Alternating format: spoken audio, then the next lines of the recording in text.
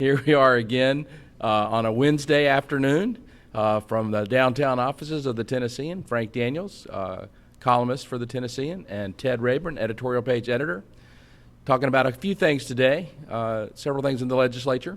We're going to talk about the legislation that's in front of the General Assembly about restricting access to handgun carry permits to a select few. A bill to keep secret the source of the lethal injection cocktail for death row inmates. And then finally, we'll talk about the variety of snafus at the labor and workforce development offices here in Nashville. So, Ted, I know that you're very interested in handguns and handgun carry permits and the latest attempt from the legislature to be the legislature. Yeah. Well, yeah, really this is not so much about handguns. It's really about public information and the people's right to know. I mean, we've been hammering on a lot of those topics this session, but there are a lot of bills that are coming from different directions to, shut the public out of what's going on with the government, and this just seems like a particularly bad one, I guess, because what they're doing is the handgun carry permit access is not going to be entirely cut off from anyone in the public, but it's only going to be reserved for paid lobbyists who lobby the legislature. And they're the only ones who are going to have access to it. They're using it, obviously, for reasons to build up bases of knowing what voters have handgun permits, so they can help leverage votes about gun rights. And whether you agree with the gun rights or not, it's just about what you can know about your neighbor, about people in your community. And just where guns are, I think that anybody would agree that that's not infringing on anybody's gun rights. I would agree.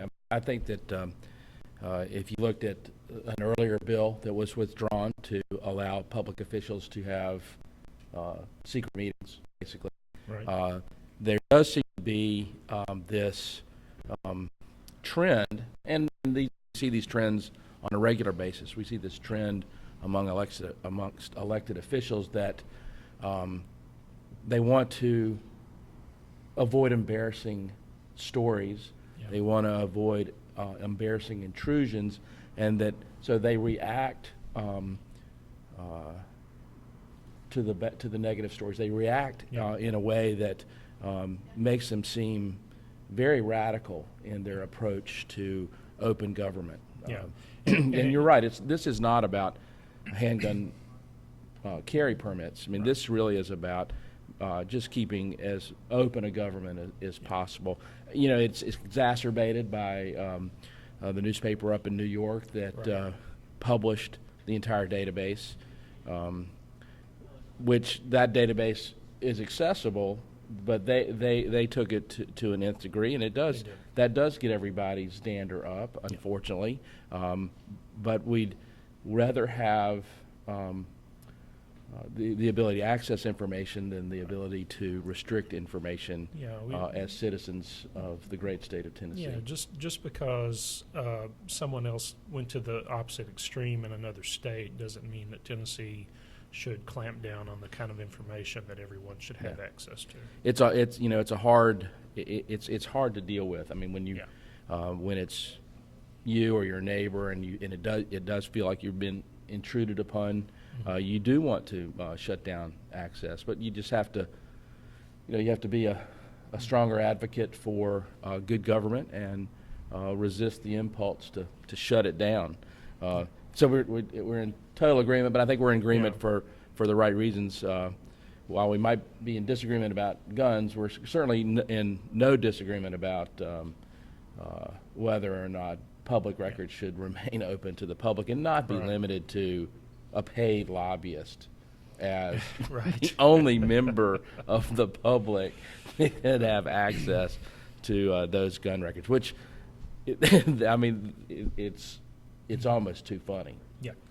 And of course, the things that makes you worry about these bills that seem idiotic on the face of them is given the supermajorities in both houses, you worry that something will get a momentum and get passed before perhaps the more thoughtful folks. I mean, you can't you know how people can get stampeded into making a decision and have it happen, and we don't want to see public access limited that way, which again gets us right to the next bill, which has some of the same lethality to it. Lethality. That's a good word. You wrote an editorial this morning about this That's particular bill. Let's talk a little bit about it.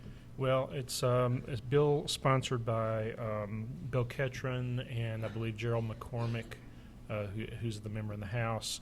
But it also includes, and it's the bill itself is talking about alternative incarceration programs for certain offenders, and that's pretty innocuous and forthright. But then there's an amendment attached to it that is intended to close off any public information about where the state's death row program obtains chemicals, or rather drugs for lethal injection.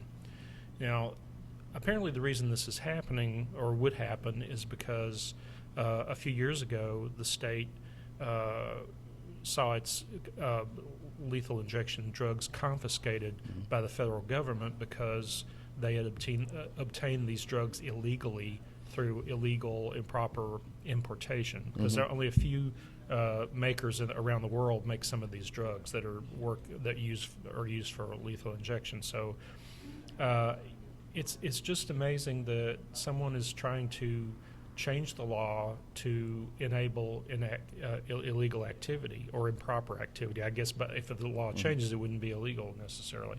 Although this is only keeping what they're doing confidential, it doesn't actually say that what they're doing is proper or improper. Right. So it's one more case where people won't know what's going on, the people of Tennessee, that is. And I think the scariest thing to me is that it could enable the state to do executions without people even knowing the circumstances. And worst of all, it ruins the due process case side of this for defenders of inmates and that sort of thing. Now, whether you feel strongly on victims' rights or not, I think you would want to understand, on both sides of the issue, whether people are being put to death properly, not violating the Constitution. It's an interesting challenge because it seems to me that the opponents of the death penalty try to find every wedge possible to prevent and to make the death penalty more expensive. Sure. This is another way to do that. I don't know whether or not it's wrong to obtain drugs in certain ways. I mean, it seems to me that a drug cocktail is a drug cocktail, and the nuances of cruelty when it comes to putting someone to death, I think, are beyond many of us. I think they're Right. certainly beyond me. I'm more concerned about the fact that they, again, the people behind this are trying to slip something past the people of Right. Tennessee, and not trust citizens of the state to be responsible citizens. Yeah. I mean, again, you can understand and empathize with people that believe an eye for an eye and the death penalty should be enforced, and they're trying to find ways to do that Right. in the most effective manner. But keeping things secret is not the most effective manner. No. I mean, it would be much more interesting to have a debate about the death penalty than it would be to try to keep secret the source of these drugs. That's not really, again, what this is about. No, it's not. Strangely No, enough. So, but it actually, in my mind, it is about that, because they don't want to have a debate about the death penalty. They don't want to have this conversation again and again and again about how expensive the death penalty really is, sure. because the protracted nature of the appeals. Right. And so they try to slide something in under the rug instead of just be forthright and let's have a debate about whether or not the state should kill people. Yeah, and the few attempts that they've done something like have a real honest discussion. There was a death penalty commission a few years ago, but it just a lot of money spent and time wasted on this huge panel that was commissioned through the legislature, and their findings were basically looked at. Thank you very much. Nothing changed. Yeah, well, the people of Tennessee favor it right now. So Yeah. I can understand. So the last thing we want to talk about is the state auditor's report, state comptroller's report, audit that came out. They do one each year on how the various agencies of the state spend the federal funds that pass through their accounting systems. Last year it was $15.9 billion. I mean, not an insignificant number. And so there's 31 major programs, of which 2 they found very bad practices. One, how the state manages some contracts and lets those contracts. It was actually a relatively minor number. More the concern there was how they keep account of it, and if they don't keep account of it properly, they're going to lose funding for a variety of highway projects. So that was certainly hugely important. The more troublesome one was for the labor and workforce development, where they found that the processes, the systems had been in place, were so grossly inadequate that that the amount of funds distributed fraudulently has been going up from 22 million to over almost 35 million, I believe, last year. Big jump. And then, of course, we had a story this morning about the fact that jobless benefits could see cuts because the dependent care, that's $64 million. So we are distributing more money through fraud and through improper systems, and we can't pay the benefits that, in this case, Congress has mandated, which has always upsets states when they get these unfunded mandates, like funding dependent families. In this case, it means $50 a week for if you have a family of 4, an additional $50 over the cap of $270 some per week in benefits. Yeah. The leader of the agency was resigned. Top 2 deputies resigned. It's there certainly seems to be a lot of ice under this berg. Yeah, there is, and I guess for me, this one hurts because it's the jobless benefits. It's the major issue that most people in this country have been facing for the past 4 or 5 years, of all income levels, but especially the middle class. And if they can't fix something like that, and work with the federal government and the state government on that, then we're in serious trouble. Yeah, well, anytime, I mean, we seem to have this trend of some of our state agencies having massive problems with their computer systems, with the processes that give us trust on how they operate. DCS. Yeah, absolutely, and the probation system. All of these things really come down to what seems to be a lack of investment in systems, and I'm sure that when you peel back the onion, you would find that a lot of it has to do with the fact that we have fewer state employees and a larger burden on some of these social welfare and social process departments, because a lot more people are in need of them. They have fewer people implementing the process, and we've got to get to the bottom of it. Trying to do as much with less. Mm-hmm. Well, like everyone. you're going to rely on technology, and the technology that's in place is inadequate. Right. And you've got to make that investment. Yeah. If you're not going to invest in people, you've got to invest in the systems that make those people more efficient. And we just keep seeing more. At this juncture, you kind of wonder what's the next shoe to drop.